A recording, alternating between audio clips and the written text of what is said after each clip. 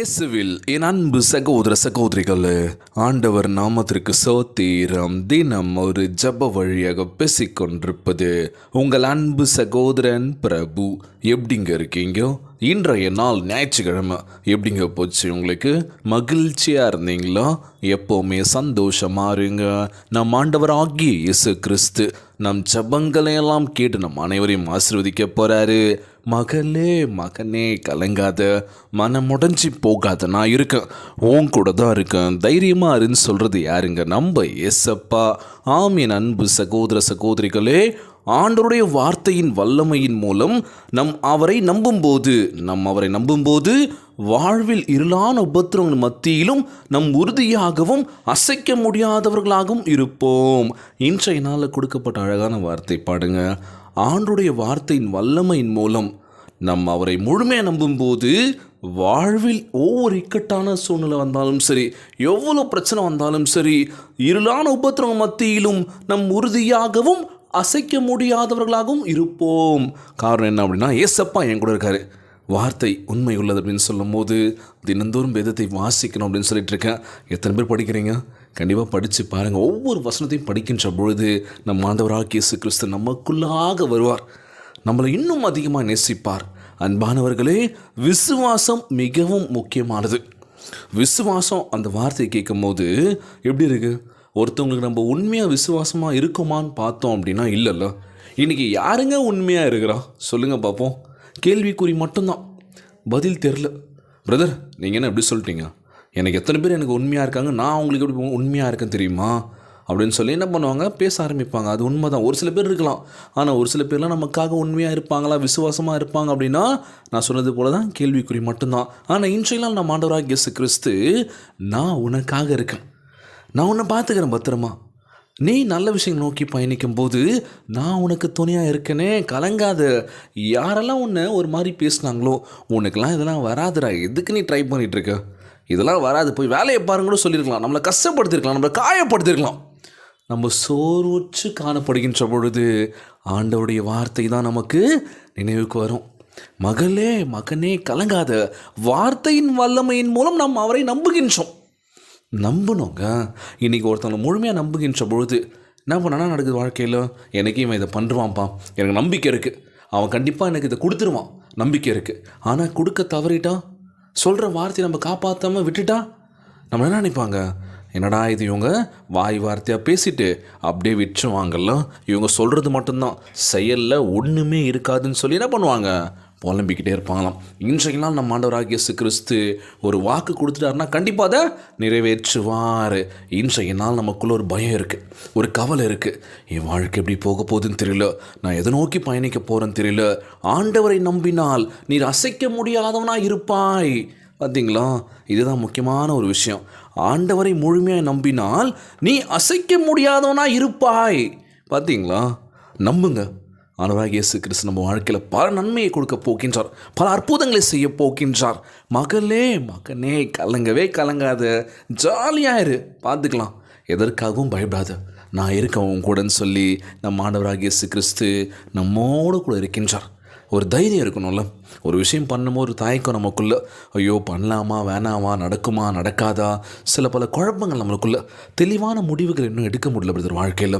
நான் என் வாழ்க்கையில் அடுத்த கட்டத்துக்கு போகணும், இது பண்ணலாமான்னு பயமாக இருக்குது, பண்ணலாமா வேணாவா, வீட்டில் சொல்லாமா வேணாவான்னு ஒரு குழப்பமான ஒரு சூழ்நிலை இருக்கும்போது கண்களை மூடுகின்ற பொழுது ஆண்டவர் தான் நமக்கு ஃபோக்கஸ்க்கு வரணும். ஆண்டவரே நீங்கள் எனக்கு நல்ல முடிவை கொடுங்க, நான் செய்யக்கூடிய இந்த விஷயம் எனக்கு வெற்றியை கொடுக்கணும், எனக்கு மட்டும் இல்லை, நான் சுற்றி உள்ள ஒவ்வொருக்கும் வெற்றியை கொடுக்கணும்.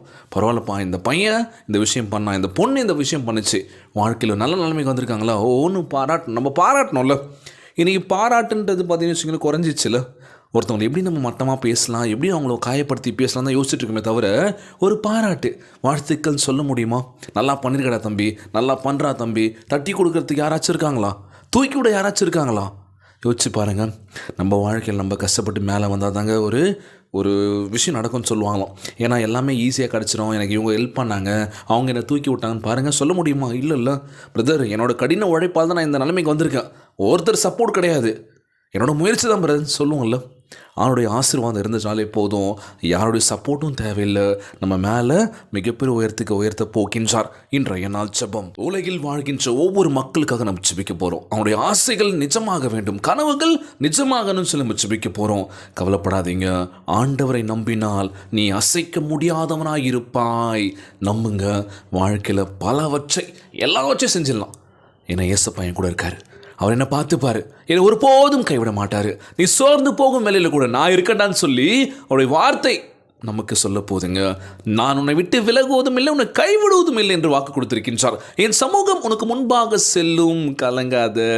நீ இருள் சூழப்பட்ட ஒரு வாழ்க்கை வாழ்ந்துட்டு இருக்கியா, அதுலேருந்து வெளியில் வா, உன்னை வெளிச்சத்தை நோக்கி நான் கூப்பிட்டு போகிறேன், நல்ல பாதையை காட்டுறேன்னு சொல்லி இன்றைய நாள் நம்ம வாழ்க்கை நல்லமா மாற போதுங்க. ஒவ்வொரு நாள் ஜெபியுங்கள், முழு மனசோடு முழு ஆன்மோட ஜெபிக்கின்ற வேலையில் நமக்கு ரட்சிப்பு இருக்குது, மீட்பு இருக்குது. விசுவாசம் உள்ளத்தோடு நம்ம ஜெபிக்கின்ற பொழுது இன்றைய நாள் ஜெபத்திற்குள்ளாக பயணிப்போமா? எங்களை மிகவும் அதிகமாய் நேசிக்கின்ற அன்புள்ள ஆண்டவராகிய இயேசுவே, இன்றைய நாள் வாக்குறுதி வசனத்திற்காக நன்றி ராஜா. ஆண்டவரே, உம்முடைய பலத்தின் மேலும் வழிகாட்டுதலின் மேலும் வாஞ்சை கொண்ட இதயத்துடன் உம்மிடம் வந்திருக்கின்றனப்பா. உன்மேல் நம்பிக்கை கொண்டு சீயோன் பர்வதத்தை போல உறுதியாய் இருப்பவர்கள் என்று வாக்கு தத்தத்தை எங்களுக்கு தந்ததற்காக உமக்கு கோடான கோடி நன்றி செலுத்துகிறேன் ஆண்டவரே. உபத்திரவங்களின் மத்தியிலும் உம்மை முற்றிலும் நம்புவதற்கு எங்களுக்கு போதி தரல வேண்டும் என்று கேட்கிறேன் ஏசப்பா.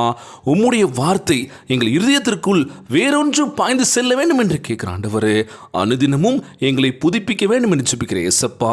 எல்லா பயத்தையும் சந்தேகத்தையும் மேற்கொண்டு அற்புதங்களை செய்யும் உம் வல்லமையின் நாங்கள் நிற்பதற்கு உதவி செய்வீராக. வாழ்க்கைக்கு தேவையானவற்றை தருவீர நம்புகிறேன் ஏசப்பா. பரிபூர்ண ஆசீர்வாதத்தை தந்தல வேண்டும் என்று ஜெபிக்கிறேன் ஆண்டவரே. எங்களை உம்முடைய பிள்ளைகளாக ஏற்றுக்கொள்ளுங்க இயேசப்பா. நான் தவறான பாதை நோக்கி போயிருந்தாலும் எங்களை நல்ல ஒரு பாதை நோக்கி வழிநடத்த வேண்டும் என்று கேட்கிறேன் ஆண்டவரே.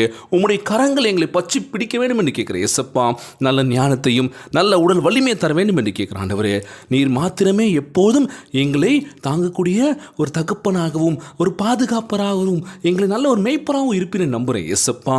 உண்மையே நேசிக்கின்ற வல்லமையை கொடுங்க ஆண்டவரே. எங்களுடைய கவலைகள் யாவற்றையும் உம்மிடம் ஒப்படைக்கின்றனப்பா. உம்முடைய பரிபூர்ண சமாதானத்தையும் சந்தோஷத்தையும் பெற்றுக்கொள்ளும்படி எங்கள் இருதயத்தை திறக்கின்ற ஆண்டவரே. உம்முடைய வாக்கு தத்தம் தரும் உறுதியான நம்பிக்கையினால் தைரியமாய் நடப்பதற்கு எங்களுக்கு உதவி செய்வீராக.